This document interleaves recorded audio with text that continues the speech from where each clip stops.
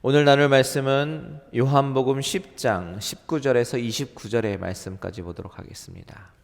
요한복음 10장 19절에서 29절, 우리 마지막 29절은 한 목소리로 합독하도록 하겠습니다. 제가 먼저 19절 읽겠습니다. 이 말씀으로 말미암아 유대인 중에 다시 분쟁이 일어나니 그 중에 많은 사람이 말하되 그가 귀신 들려 미쳤거늘 어찌하여 그 말을 듣느냐 하며, 어떤 사람은 말하되 이 말은 귀신 들린 자의 말이 아니라 귀신이 맹인의 눈을 뜨게 할 수 있느냐 하더라. 겨울이라. 예수께서 성전 안 솔로몬 행각에서 거니시니 유대인들이 에워싸고 이르되 당신이 언제까지나 우리 마음을 의혹하게 하려 하나이까? 그리스도이면 밝히 말씀하소서 하니, 예수께서 대답하시되 내가 너희에게 말하였으되 믿지 아니하는도다. 내가 내 아버지의 이름으로 행하는 일들이 나를 증거하는 것이거늘 너희가 내 양이 아님으로 믿지 아니하는도다. 내 양은 내 음성을 들으며 나는 그들을 알며 그들은 나를 따르느니라. 내가 그들에게 영생을 주노니 영원히 멸망하지 아니할 것이요 또 그들을 내 손에서 빼앗을 자가 없느니라. 다 같이요. 그들을 주신 내 아버지는 만물보다 크심에 아무도 아버지 손에서 빼앗을 수 없느니라. 아멘. 잠시 기도하겠습니다. 하나님, 이 시간에 우리 성령님께서 말씀하여 주시기 원합니다. 이 살아계신 하나님의 말씀이 우리 마음속에 살아서 움직이게 하여 주시옵소서. 하나님, 우리가 얼마나 복받은 자인지, 우리가 얼마나 은혜 받은 자인지 이 시간을 통해서 깨닫게 하여 주시옵소서. 예수님의 이름으로 기도합니다. 아멘.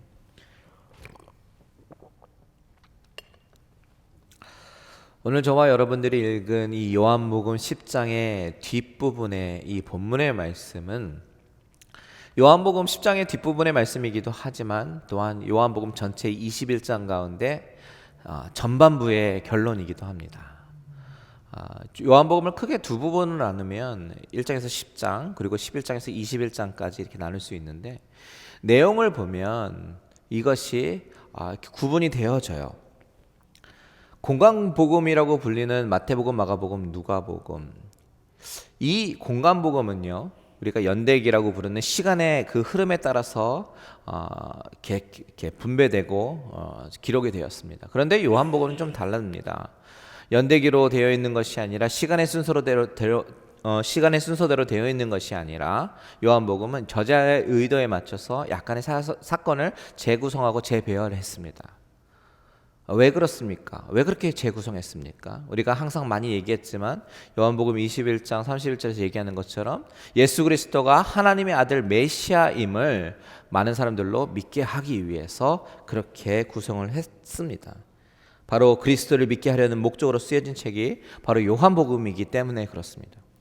그가 하나님의 아들 메시아다라고 있는 것을 믿게 하려는 목적에 맞춰서 이 전반부인 10장까지의 사건을 보면 계속해서 반복되는 내용이 나오는데요.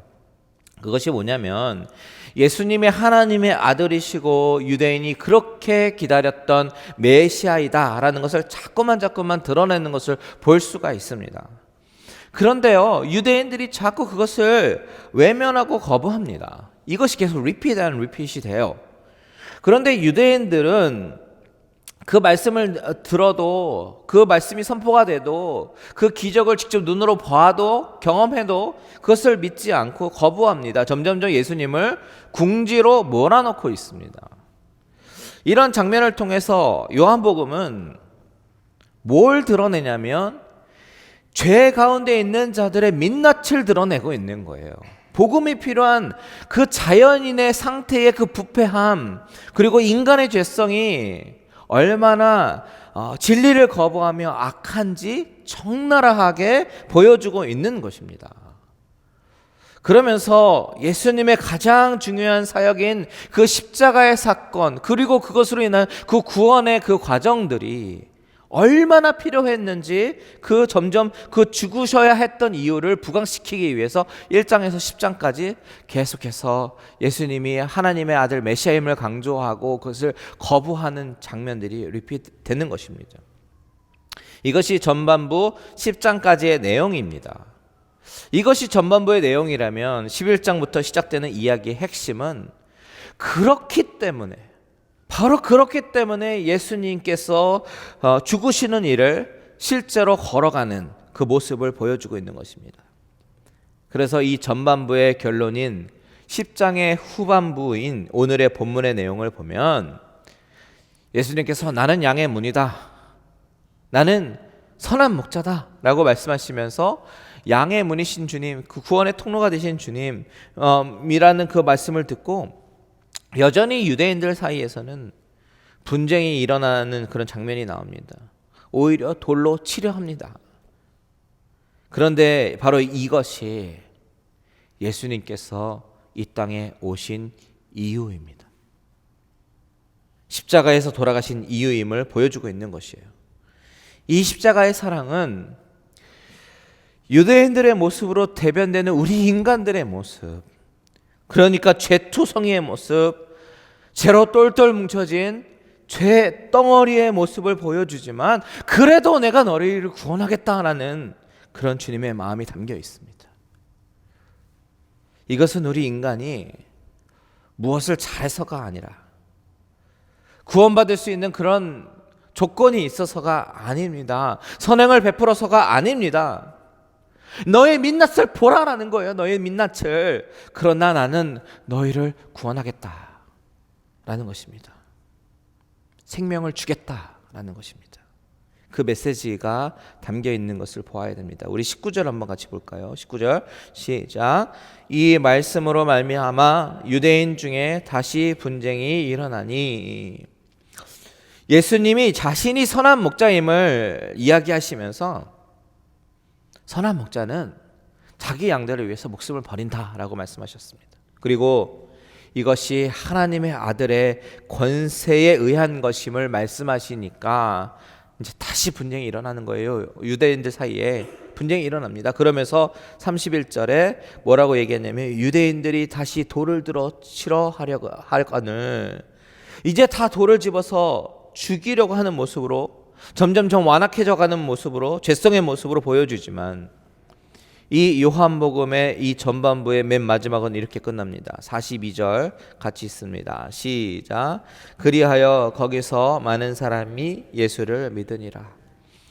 자, 예수를 거부하는 자들의 모습, 그리고 예수를 결국은 믿는 자의 모습, 이 둘 다 보여주면서 이 둘의 모습의 시발점은, 출발점은 다 똑같은 인간의 모습이지만 둘 다 처음에는 다 거부하는 자의 모습이었고 복음을 모르는 자의 모습이었지만 비록 출발점은 같을지 모르지만 그 죄인들 향한 하나님의 사랑, 우리 이성으로는 도저히 이해할 수 없는 그 사랑은 당신의 선택된 자들 가운데 변화시키는 모습을 보여주게 되는 것이죠.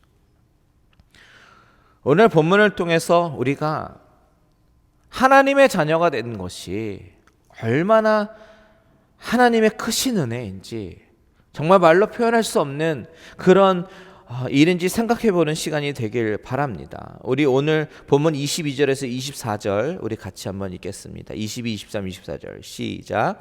예루살렘에 수전절이 이르니 때는 겨울이라 예수께서 성전 안 솔로몬 행각에서 거니시니 유대인들이 애워싸고 이르되 당신이 언제까지나 우리 마음을 의혹하게 하려 하나이까? 그리스도이면 밝히 말씀하소서 하니. 지금 유대인들은요 예수님의 가르침을 듣고 분쟁이 일어나고 점점 화가 나고 점점 그 분이 고조가 되고 있는 상황입니다. 그 가운데 물어보기를 언제까지 우리로 하여금 의심하게 만듭니까? 라고 얘기하는 거예요. 당신이 그리스도면 분명히 말씀하세요 라고 얘기하고 있습니다. 지금 유대인들이 와서 예수님께 당신이 그리스도 맞습니까? 라고 마치 신문하듯이 묻는 것은 믿으려고 물어보는 것이 아닙니다. 예수를 죽이기로 결심했습니다. 이미. 그래서 이미 결정적인 상황으로 몰고 가는 거예요. 확실하고 분명한 근거를 잡으려고요. 그가 자신을 그리스도라고 얘기했어, 메시아라고 얘기했어, 그가 하나님과 동등한 아들이라고 얘기했어 라고 하면서 그렇기 때문에 우리가 그를 죽이는 건 당연한 거야 라는 명분을, 확실한 근거를 잡아내기 위해서 자꾸만 묻고 있는 것입니다. 그런데 22절에는 이때가 어느 때라고 얘기하고 있어요? 바로 수전절이라고 얘기하고 있습니다. 이 수전절이라고 밝히면서 우리에게 주는 정말 아이러니가 있습니다.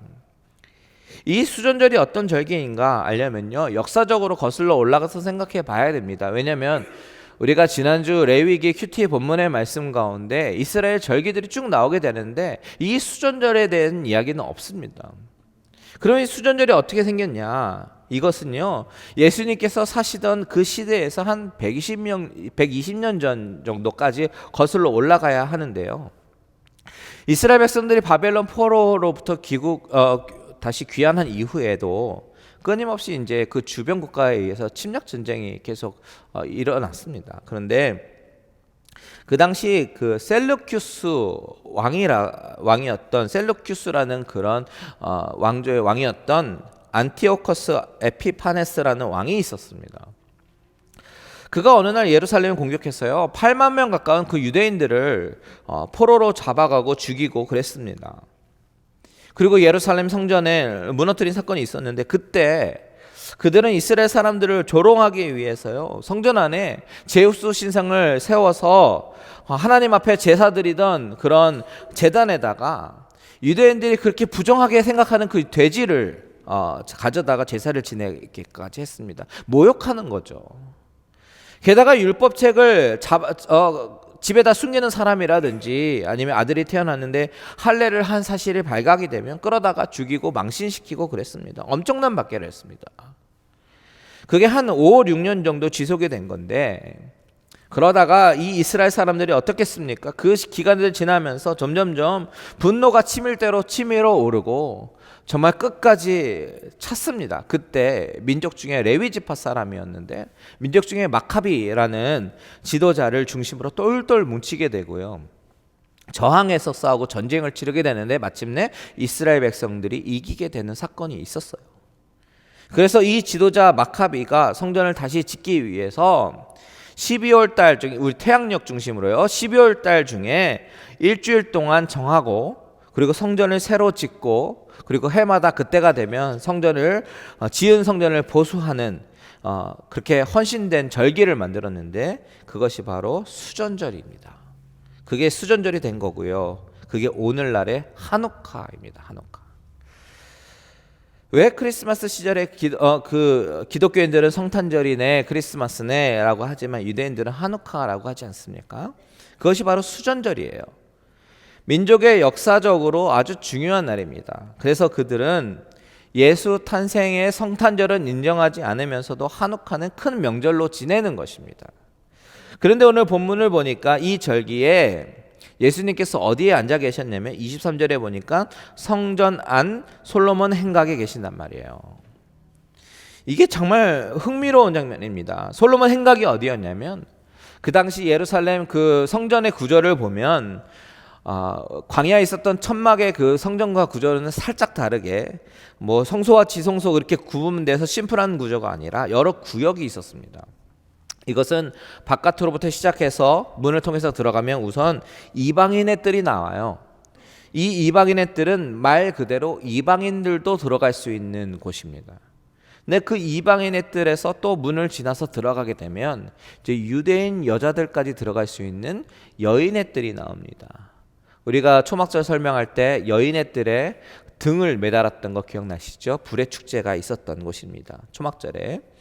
거기서 한 단계 더 들어가면 이제 제사장만이 들어갈 수 있는 구역이 나오고, 더 한 단계 들어가면 대제사장이 1년에 한 번 대속죄일에 들어갈 수 있는 거룩한 지성소가 나오는 것이죠. 그러니까 계속해서 층층이 들어가면 들어갈수록 들어갈 수 있는 사람이 정해져 있는 그런 시스템입니다. 그러면 오늘 본문에 나오는 이 솔로몬의 행각이 어디 있는가? 이 솔로몬의 행각은 아무나 들어갈 수 있었던 그 이방인의 뜰 외벽에 있는 문이 바로 솔로몬의 행각이었습니다. 그러니까 어때요? 누구나 다 갈 수 있는 곳이 솔로몬의 행각이죠. 지금 주님이 거기에 앉아 계시는 거예요.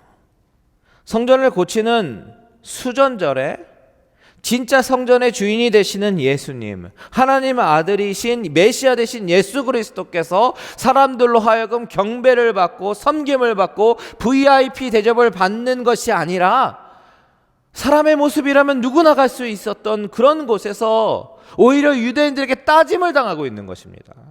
막 따지면서 대듭니다. 언제까지 우리를 헷갈리게 만들 거냐는 거예요. 분명히 말하라고 눈을 부릅뜨고 말합니다. VIP의 대접이 아니라 죄인 취급을 하고 있는 것입니다. 그때 주님은 뭐라고 대답하십니까? 25절 우리 다 같이 읽습니다. 시작. 예수께서 대답하시되 내가 너희에게 말하였으되 믿지 아니하는도다. 내가 내 아버지의 이름으로 행하는 일들이 나를 증거하는 것이거늘. 주님은 내가 이미 수차례 너에게 말했는데도 믿지 않는구나 라고 말씀하시는 거예요. 맞습니다. 주님은 1장에서부터요 계속해서 말씀하셨어요. 때로는 간접적으로 말씀하시고 때로는 직접적으로 말씀하시고 여러 가지 표적을 보이셨고, 그리고 그런 표적을 직접적으로 경험한 사람들, 그럼에도 불구하고 그 사람들은 안 믿었습니다. 아니, 믿으려고 하지 않았습니다. 왜냐하면 그들 마음속에 이미 대답이 정해져 있었거든요. 메시아가 아니다 라는 대답을 정해놓고 있었거든요. 그 대답에 모든 상황을 꿰어서 맞춰놓고 결론을 도출하려고 안간힘을 쓰고 있었습니다. 여러분, 이 유대인의 모습을 보세요.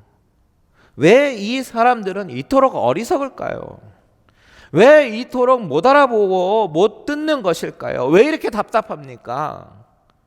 오늘 본문에서 주님은 이것에 대해서 이렇게 말씀하고 계셔요. 26절 다 같이 읽습니다. 시작. 너희가 내 양이 아님으로 믿지 아니하는도다. 내 양이 아님으로 믿지 아니한다. 여러분, 이 말이 두려운 말입니까? 아니면 감사한 말입니까? 여러분, 믿음이라는 것은 내가 의지적으로 믿는다고 되어지는 것이 절대로 아닙니다. 나는 믿는다. 예수 그리스도를 믿는다. 이런 의지적인 최면으로 믿어질 수 있는 것이 아니에요. 혹은 나는 교회에 매주 나오고 예배 시간에 앉아 있으니까 나는 예수 믿는 자고 그래서 구원을 받을 수 있다라고 생각하는 것도 착각이고 오해입니다. 아무런 믿음이 없지만 어떤 계기로 인해서 누군가의 손에 이끌려 예배당에 나옵니다. 이것이 우연인 것 같아도 사실은 이것이 하나님의 은혜이고 섭리입니다. 그렇게 교회에 오게 되고 하나님의 말씀을 듣게 되는데요. 그런데 이상하게 하나님의 말씀이 들을 때 내 마음이 막 움직여지는 거예요. 내 자신을 뒤돌아보게 되는 겁니다. 그러면서 내가 형편없는 죄인이었구나라고 깨달아지게 되는 것입니다. 그 가운데 그 죄인을 구하러 오신 예수 그리스도가 믿어집니다. 십자가의 사건이 믿어집니다. 그리고 그 십자가의 사건이 이것은 나를 위한 사건이구나 라는 그것이 어느 순간 가슴 깊이 박혀옵니다. 그리고 눈물로 죄를 회개하고 예수님을 나의 구주로 받아들이게 되는 것, 이것은요 논리로 설명할 수 없는 전적인 하나님의 은혜입니다. 여러분들이 이 자리에 계시지만 이 자리에 계시는 것 자체가요 놀라운 하나님의 은혜입니다. 모든 사람에게 주어진 기회가 아닙니다. 우연인 것 같지요. 그렇지만 특별히 선택된 자에게 주어지는 하나님의 놀라운 은혜입니다. 그렇다고 또 이 자리에 앉아있다고 다 믿어지는 것도 아닐 거예요. 그런데 믿음은 들음에서 납니다. 하나님의 말씀을 듣다가 보면 어느 순간 내 자아가 깨어지게 되고 믿어지게 되는 것을 경험하게 되는데, 이것이 바로 여러분이 선택되어진 증거입니다. 우리의 자의로는, 나의 스스로의 의지로는 믿을래야 믿을 수 없는 것이 바로 믿음의 신비, 구원의 신비라는 것이에요. 여러분이 만일 어떤 계기로 믿음을 갖게 되셨다면요, 그것은 완벽한 하나님의 철저한 계획 아래서 된 것임을 믿으시기 바랍니다. 에베소서 2장 8절 우리 다 같이 읽겠습니다. 시작. 너희는 그 은혜에 의하여 믿음으로 말미암아 구원을 받았으니 이것은 너희에게서 난 것이 아니요 하나님의 선물이라. 아멘. 다시 한번 읽겠습니다. 시작. 너희는 그 은혜에 의하여 믿음으로 말미암아 구원을 받았으니 이것은 너희에게서 난 것이 아니요 하나님의 선물이라. 구원은 믿음으로 받을 수 있는 거예요. 그런데 그 믿음은 하나님께서 은혜로 주시는 선물이다라고 말씀하고 있습니다. 여러분, 저와 여러분이 이 자리에 있는 건 주님의 은혜인 줄 믿으시기 바랍니다.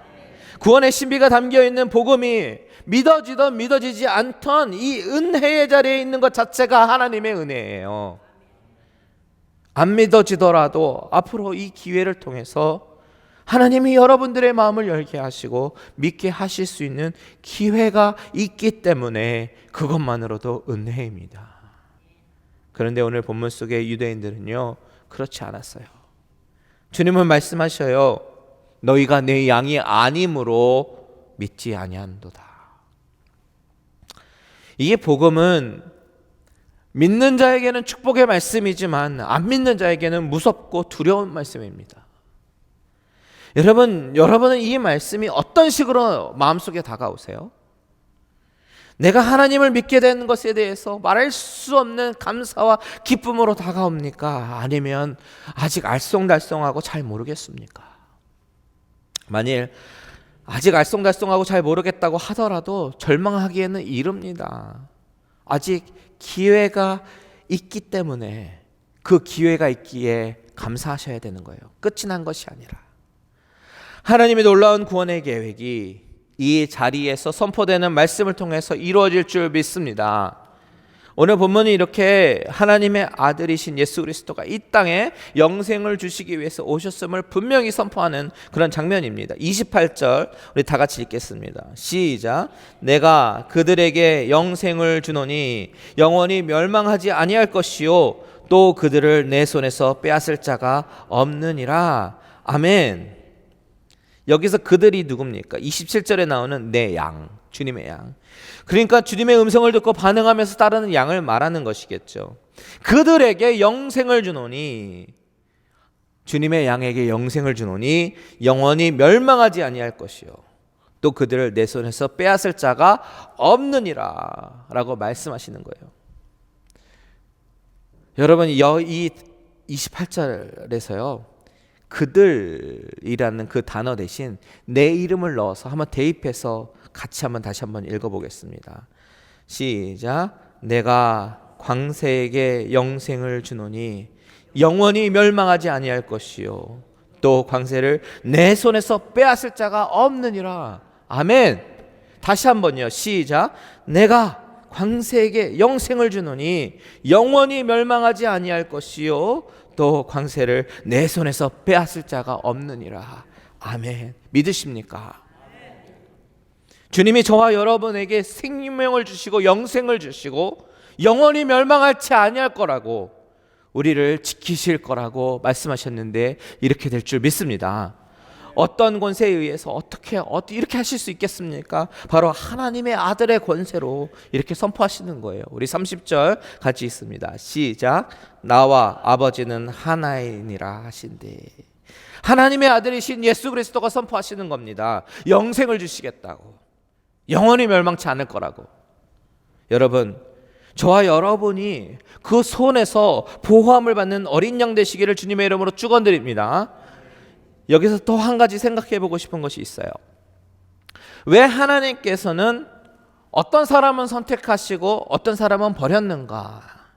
너무 언페어한 거 아닌가라는 것입니다. 이 질문은요, 끊임없이 역사적으로 많은 신학자들 사이에서 일어난 질문이기 때문에 아주 단순하고 심플하게 대답해 드릴 수는 없지만 최대한 이해할 수 있게 설명해 드리려고 합니다. 이것이 정말 장로교회에서 아주 중요한 교리거든요. 이 선택이라는 단어가 불공정한 단어가 아니라 은혜로운 단어가 될 수밖에 없는 이유는요, 우리가 구원의 신비를 깨달아 알아가다 보면 이 구원이 철저하게 인간의 어떤 행위라든지 어떤 조건과 근거로 시작되는 것이 아니라 하나님 쪽으로부터, 하나님 사이드에서부터 오는 것임을 인정할 수밖에 없기 때문에 이 선택이라는 말, 예정이라는 말이 은혜로운 단어가 될 수밖에 없는 것이에요. 내가 이 자리에 나와서 앉아 있는 것 내가 선택한 거 아닙니다. 하나님이 저와 여러분을 선택하시고 특별히 은혜를 주셔서 이 자리에 앉아 있는 겁니다.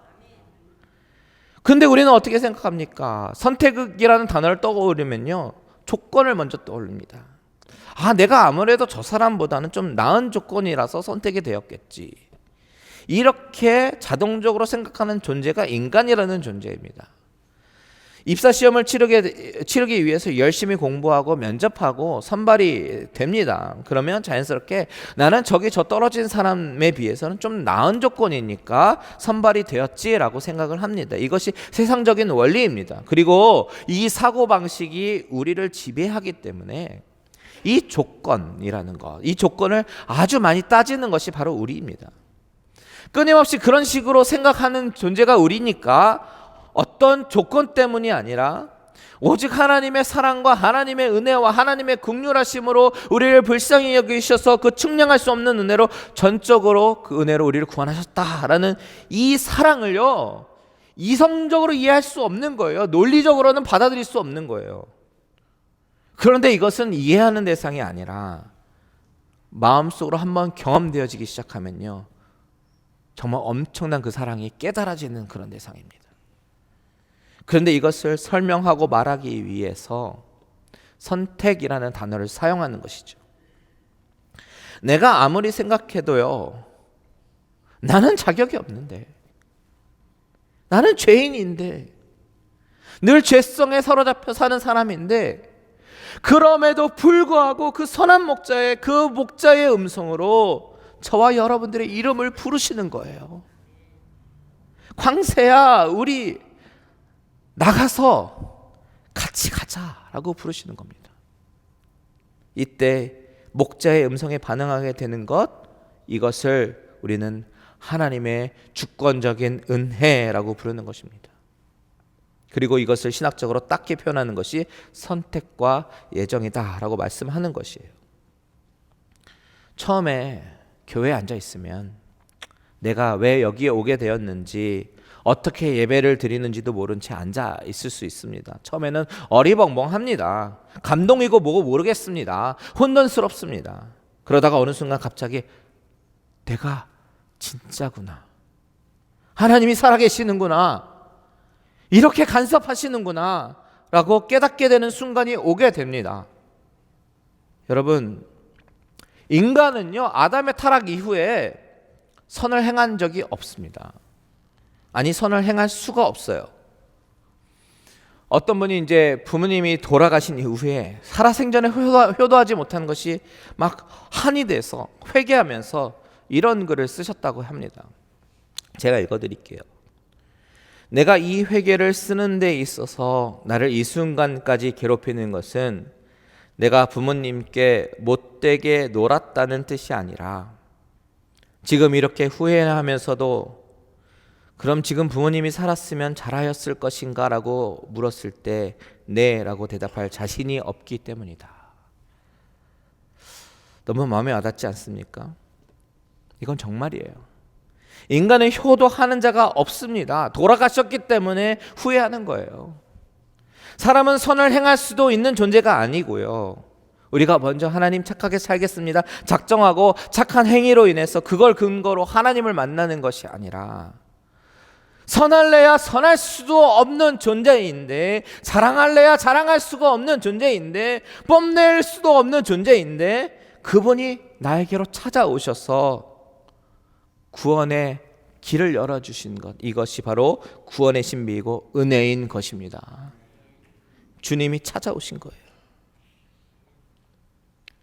저와 여러분들 안에 불안과 초조함과 낙심이 있습니까? 절망이 있습니까? 그렇다면 정상이에요.